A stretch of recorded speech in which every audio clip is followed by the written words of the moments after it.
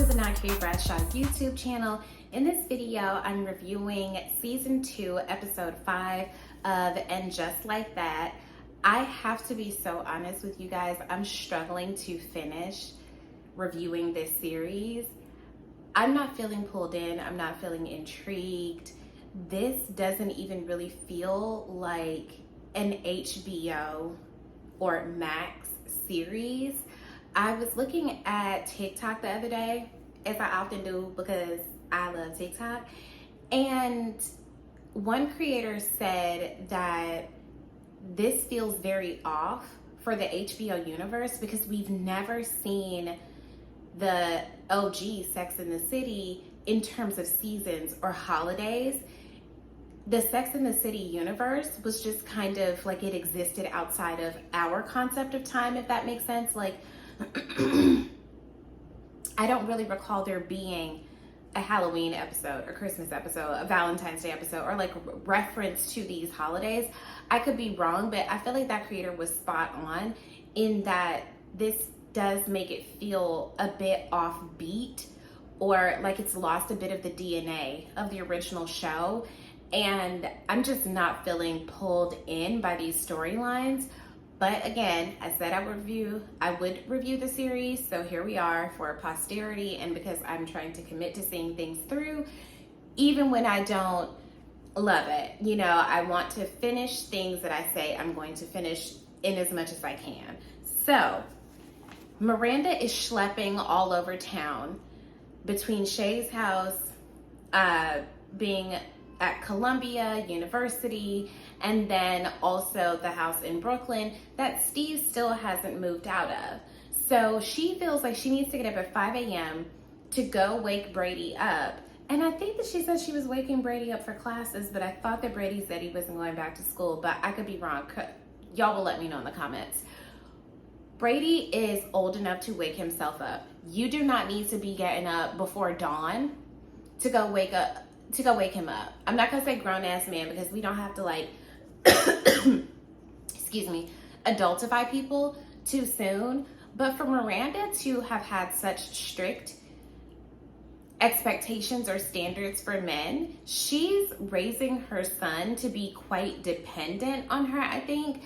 And I'm just still not all the way. Miranda's journey is just that. It is a journey and we're along for the ride, and I didn't even know what to say. So Miranda and Shay's lives are just not in alignment.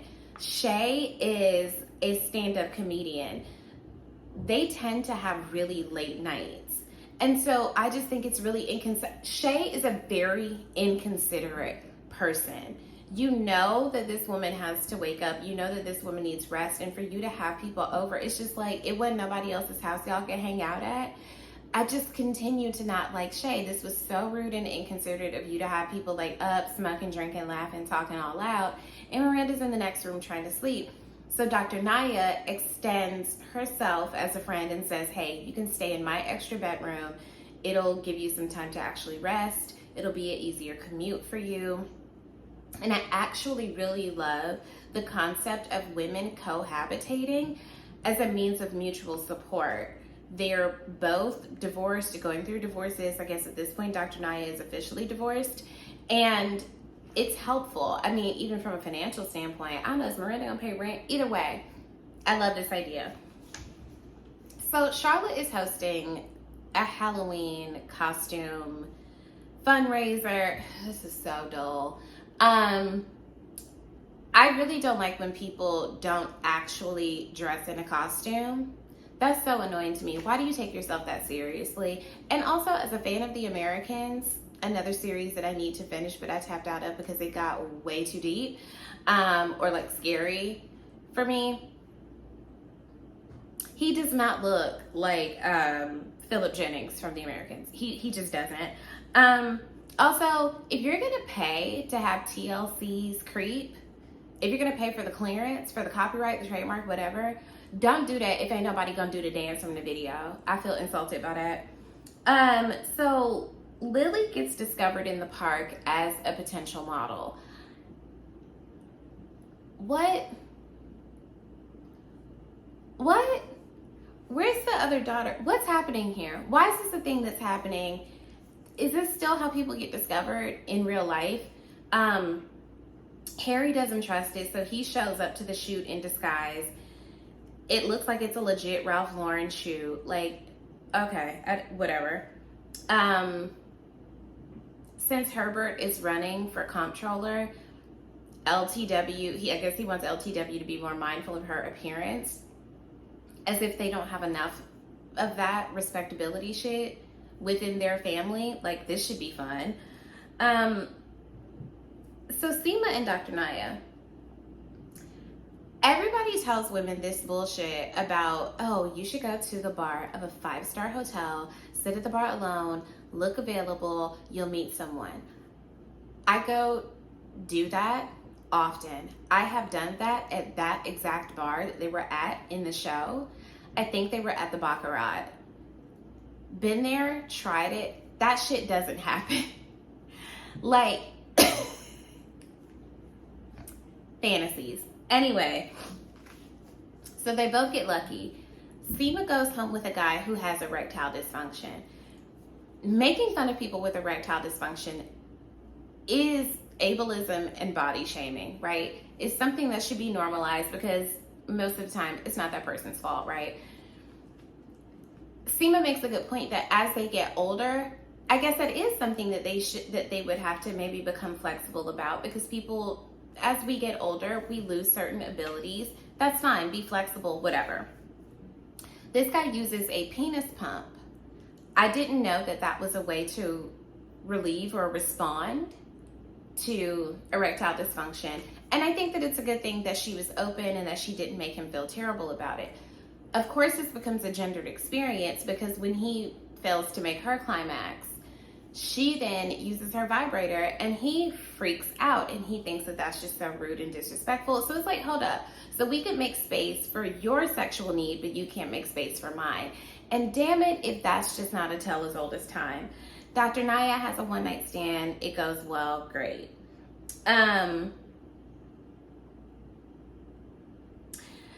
Carrie realized one of my worst fears in this city. I do not fear getting hit by a car, knock on wood. I live in constant fear of being run over by a bicycle, knock on wood. Like, cyclists here are just as aggressive as the drivers, and it freaks me out. Like, you can only avoid so many things at one time. Stressful, right? Carrie gets knocked over by the guy who continues to play a hot lawyer, Mariska Hargitay's real life husband. At first I was like, is Carrie afraid of getting sued, or is she just picking up on the fact this dude kind of fine? Like, she's putting forth a lot of effort here. So she's standing in the bike lane on the phone with Seema. This guy is trying to avoid hitting her. He falls, breaks his wrist. She insists that she escort him to urgent care. His card getting declined. I was like, well, if this isn't American healthcare on blast, but it turns out the card was just like flagged for fraud. He works in IT. He's trying to develop an app.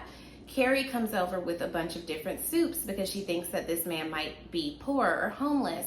And she also extends herself to like help him finish this presentation for this app that he's trying to launch with his business partner.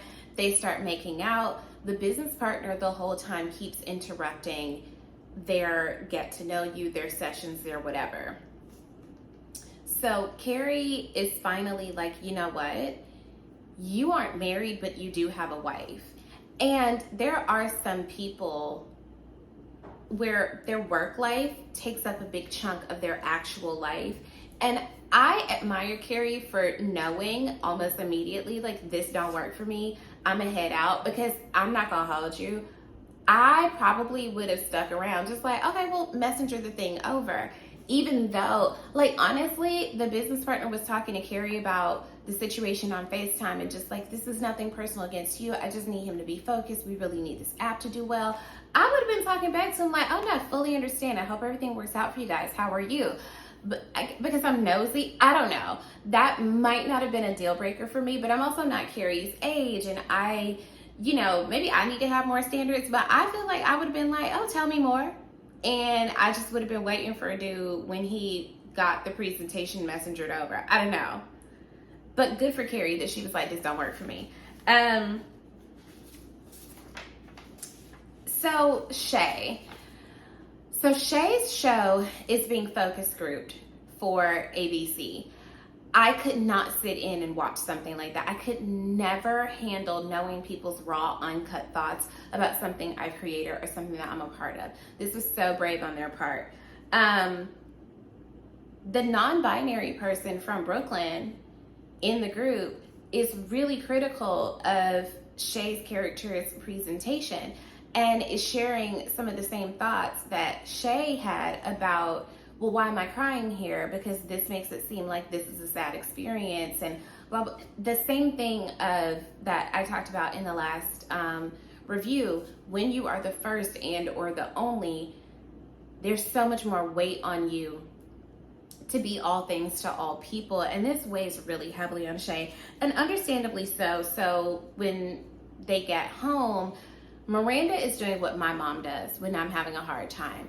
Aggressive positivity. Like, my mom will freak out if I say I got this rejection and I just, I'm feeling really discouraged. And my mom is so, no, don't you dare let anyone make you feel like you're not good enough. And it's just like, girl, I appreciate it, but I also just kind of like need to be sad. And I think that this is also art imitating life, because this Shay's season 1 presentation rubbed a lot of people the wrong way.